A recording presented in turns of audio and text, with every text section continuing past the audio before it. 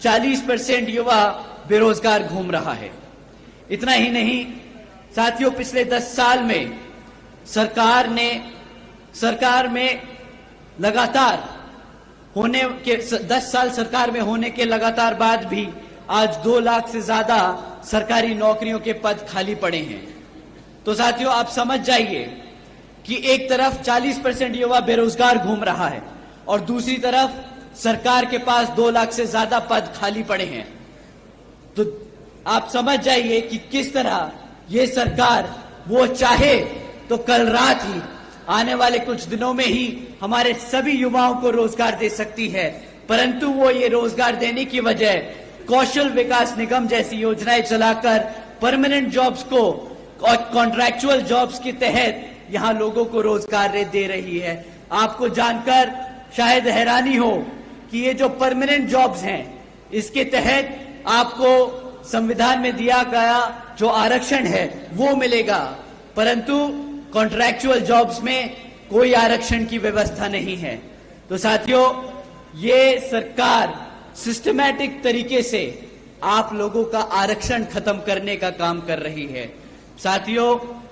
एक तरफ बीजेपी की सरकार ऐसे काम कर रही है जहां हमारे लोगों को गरीब और कमजोर बनाया जा रहा है, और दूसरी तरफ कांग्रेस भी बीजेपी की तरह ही सरकार चला रही है जो ऐसी बीजेपी की तरह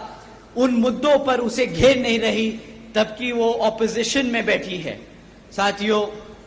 आप लोगों को समझना होगा कि किस तरह बीजेपी आपके बच्चों को, आपके भविष्य को खत्म करने का काम कर रही है और कांग्रेस उनका चुपचाप विपक्ष में बैठकर उनका साथ दे रही है। साथियों, आपको जानकर हैरानी होगी कि एक तरफ ऐसी बीजेपी और कांग्रेस की सरकार है और दूसरी तरफ हमारे आदरणीय बहन कुमारी मायावती जी के शासनकाल के दौरान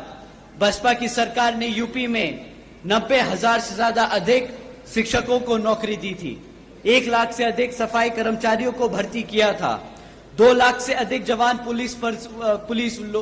पुलिस फोर्स में भर्ती की थी और 30 लाख से अधिक हमारे अपर कास्ट समाज के कमजोर लोगों को विभिन्न सरकारी नौकरियों देने का काम किया था। इतना ही नहीं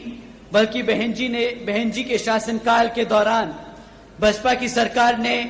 कृषि एवं संबंधित कार्यों में मिनिमम वेज को 55 रुपए से बढ़ाकर 100 रुपए प्रतिदिन किया था और अन्य पिछड़े वर्गों के लोगों की क्रीमी लेयर की वार्षिक आय को भी 3 लाख से बढ़ाकर 5 लाख रुपए करने का काम किया था। साथ ही साथ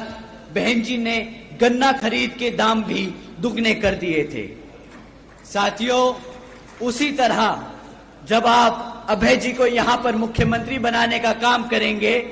तो उसी तरह यहां पर भी आपकी फसल का सही दाम दिलाने का हमारे मुख्यमंत्री जी आप लोगों का पूरा काम करेंगे। साथियों, महंगाई पे मैं आप लोगों को क्या ही बोलूं। बीजेपी की सरकार एक तरफ बोलती है कि मुफ्त में राशन देने की स्कीम चलाकर कि हमने मित्रों, आज बीजेपी के सरकार ने 80 करोड़ से ज्यादा देशवासियों को मुफ्त में राशन देने का काम किया है, परंतु इन्हें समझ नहीं आता कि अगर आप 80 करोड़ जनता को मुफ्त में राशन देने का काम कर रहे हैं तो इसका मतलब ये 80 करोड़ जनता अपने पैरों पर खुद खड़े होकर अपने आप कमा नहीं सकती, अपने आप राशन नहीं खरीद सकती। तो साथियों,